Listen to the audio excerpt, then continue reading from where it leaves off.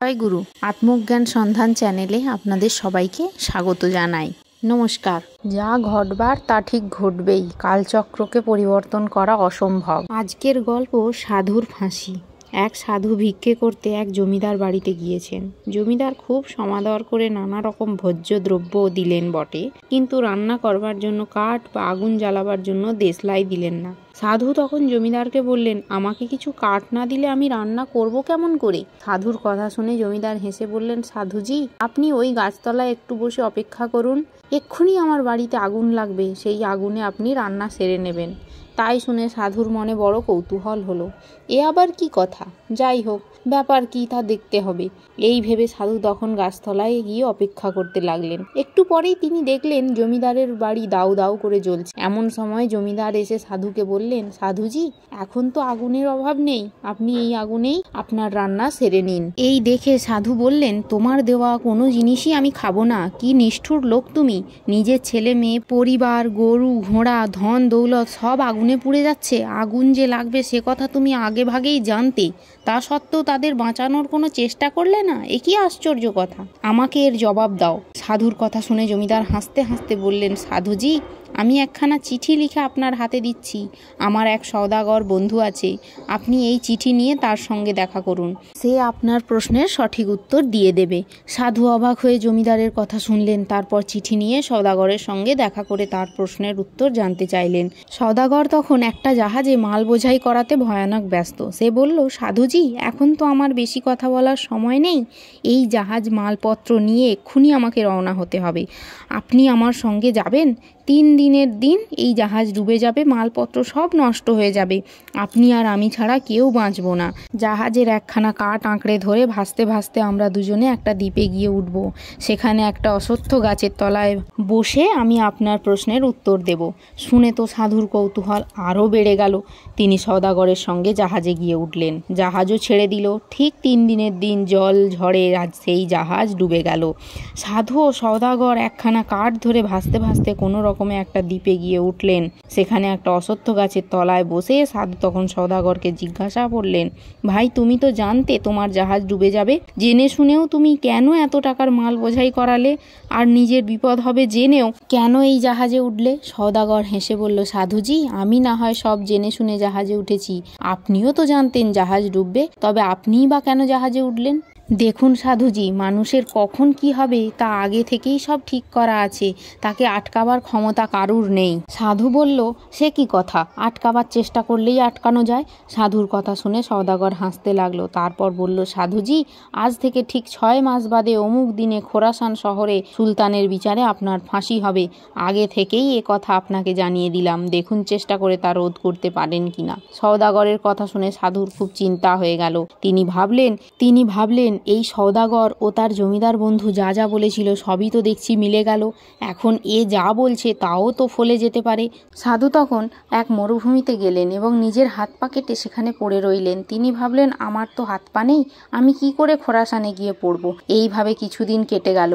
পথ চলতি মানুষ তার দুর্দশা দেখে দয়া করে মুখে কিছু খাবার আর জল দিয়ে যায়, কিন্তু মরুভূমিতে তো বেশি লোক চলাচল করে না, তাই সাধুর বড় খাওয়ার কষ্ট হতে লাগলো। সাধু ভাবলেন, কেউ যদি আমাকে শহরে পৌঁছে দিত তাহলে বড় ভালো হতো। শহরে বহু লোকের বাস, সেখানে যেতে পারলে আমার খাওয়ার কষ্টটা ঘুচবে। সাধু এই ভেবে প্রতীক্ষায় দিন গুনতে লাগলেন। 6 মাস হতে আর মাত্র 1 দিন বাকি। এমন সময় একটি লোক গাড়ি নিয়ে তার কাছে এসে বলল, ভাই, মরুভূমিতে আমার দিগ্ভ্রম হয়েছে, আমি পথ হারিয়ে ফেলেছি, তুমি আমাকে দিক নির্ণয় করে দিতে পারবে? সাধু বললেন, হ্যাঁ ভাই, কোন দিকে যেতে হবে আমি তা তোমাকে বলে দেব।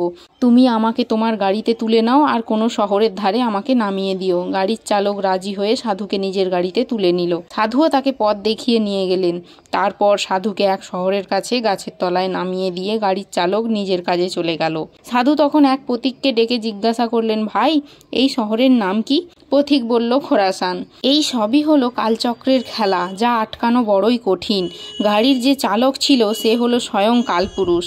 সাধুর কালচক্র পূর্ণ হতে চলেছে, তাই চালকের বেশ ধরে যথাসময়ে নির্দিষ্ট স্থানে সেই সাধুকে পৌঁছে দিয়ে গেল। খোরাসানের নাম শুনেই সাধুর অন্তরাত্মা শুকিয়ে গেল। তিনি ভাবতে লাগলেন, শেষ পর্যন্ত আমাকে সেই খোরাসানেই আসতে হলো।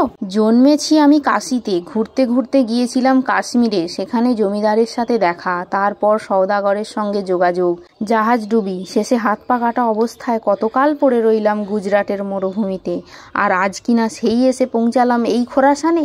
সাধু তখন প্রাণ ভরে ইষ্টনাম জপ করছেন আর প্রহর গুনছেন। সেই দিনটা ভালোই ভালোই কেটে গেল। সাধুর মনে ভরসা জাগলো, যাক তাহলে হয়তো আমার ফাঁসি হলো না, হাত পা কেটে মরুভূমিতে থেকে বৃথাই এত কষ্ট ভোগ করলাম। এই সব ভাবতে ভাবতে সাধু ঘুমিয়ে পড়লেন। ভোরবেলা ঘুম ভাঙতেই সাধু দেখলেন তার পাশে একটা সদ্য ছিন্ন নরমুণ্ড পড়ে রয়েছে। সাধুর পা নেই যে সে অন্য কোথাও পালিয়ে বাঁচবেন। বেলা হতে সেখানে লোকের ভিড় জমে গেল। তখন শোনা গেল রাত্রিবেলা সুলতানের ছেলে খুন হয়েছে, আর খুনি মাথা নিয়ে উধাও হয়েছে। এও সেই কালপুরুষেরই কীর্তি। সেই কাটা মুন্ডুটা সাধুর কাছে ফেলে রেখে দিয়ে গিয়েছিল। সিপাহীরা এসে দেখলো সাধুর পাশে সুলতানের ছেলের মাথা পড়ে রয়েছে। তারা তখন সাধুকে ধরে নিয়ে গেল সুলতানের কাছে। সাধু বললেন, হুজুর, আমার তো হাত পা নেই, আমি কেমন করে আপনার ছেলের মাথা কাটব? সুলতান তখন পুত্র শোকে ব্যাকুল। তিনি বললেন, তুমি যে এ কাজ করনি তা ঠিক, কিন্তু তুমি জানো কে আমার ছেলেকে খুন করেছে, আর সব জেনে শুনেও খুনিকে তুমি আড়াল করতে চাইছো। তার নাম বলছো না, সেই অপরাধে অবশ্যই তোমার ফাঁসি হবে। এই বলে সুলতান কোতোয়ালকে হুকুম দিলেন, সাধুকে ফাঁসি ঝোলাও। মরবার আগে সাধু নিজের জন্ম বৃত্তান্ত এবং কাটানো সমস্ত কিছু, সবার সাথে দেখা সাক্ষাৎ সব কিছু ভাবতে লাগলো আর মেলাতে লাগলো। সাধুর ফাঁসি হয়ে গেল। তিনি উপলব্ধি করে গেলেন যে জীবকে প্রারব্ধই গন্তব্য পথে টেনে নিয়ে যায়, যা ঘটিবার সেটাই ঘটে। জগতে ভগবান কালরূপে অনুপ্রবিষ্ট হয়ে আছেন, এই হলো তার বিশ্বরূপ। বিশ্বের মধ্যে অনুশ্রুত রূপ, যেখানে যা কিছু পরিণাম পরিবর্তন সব এই কালরূপী পরমাত্মাই ঘটিয়ে চলেছেন। সবই তার দ্বারা নির্দিষ্ট নির্ধারিত হয়ে আছে। তখন যেখানে যেটি ঘটিবার সেটাই তিনি ঘটাচ্ছেন। তা এড়িয়ে যাবার বা বদলে দেবার শক্তি কারুর নেই। একেই বলে ভাগ্য বা প্রারব্ধ। অর্থাৎ যা আরম্ভ হয়ে গিয়েছে, অর্থাৎ যে কালের চাকা ঘুরতে আরম্ভ করেছে, তাকে থামানো বা তার গতিবেগ কমানো, বাড়ানো, ঘোরানো কোনো মানুষেরই সাধ্য নয়। ভক্ত তাই নিজের জীবনকে অভিনন্দন করে না, মরণকেও বরণ করেন না, চেয়ে থাকেন শুধু কালের দিকে। ভৃত্য যেমন তার মনিবের নির্দেশের প্রতীক্ষায় থাকে, তিনি যখন যেখানে দাঁড় করাবেন বা তাকে দিয়ে যে কর্ম করাবেন, ভৃত্য সেই নির্দেশই শুধু পালন করে যাবে।